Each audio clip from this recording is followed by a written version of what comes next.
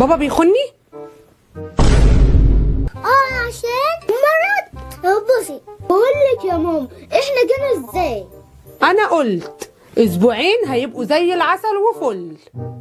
لو واحد احب واحدة تانية غير مراته. لا عندي اخر سؤال.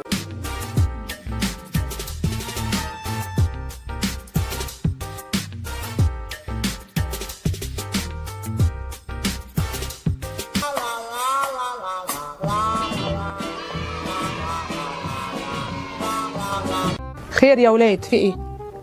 ماما مش احنا خدنا اسبوعين من المدرسة اجازة؟ انا عارفه. طب ايه يا ماما نقعد اسبوعين في البيت كده؟ لا طبعا، هيبقى في زعيق وضرب واسكوتيات واسكوتيابات كده، يعني مفيش غير كده. هو قول نخرج. انتوا عارفين يا حبايب قلبي هم ادوكوا اجازه من المدرسه ليه؟ عشان مرض. بصي البوسي؟ مرض البوسي. معنى كده يا ولاد ايه؟ ممنوع نخرج. ليه؟ عشان ممنوع التجمعات. كفايه بقى كده يا ولاد، عشان انا عندي ضغط وسكر. فين هو ايه؟ ضغط والسكر. شايلهم في البوسطه يا حبيبي.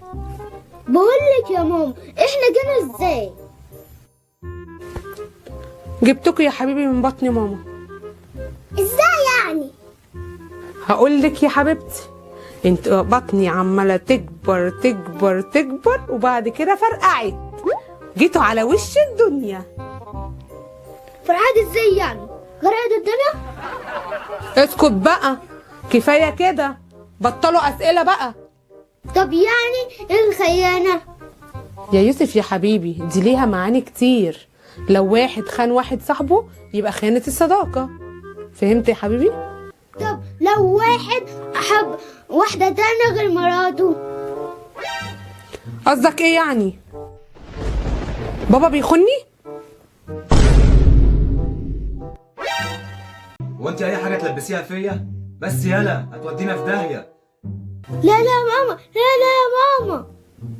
انا قلت اسبوعين هيبقوا زي العسل وفل، كلها زعيق وضرب. خلاص يا ماما، ده كرر سؤال. طب خلصت الاسئله كده يعني؟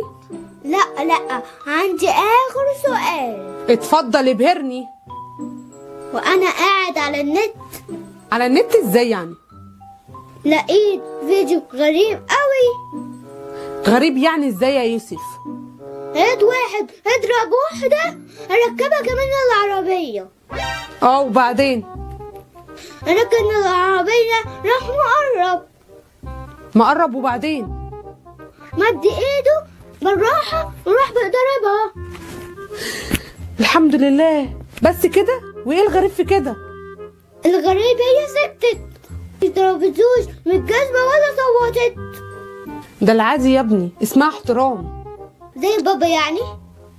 هو انتوا مش هتبطلوا اسئله بقى؟ خلاص بقى يا ماما، خلاص بقى يا ماما.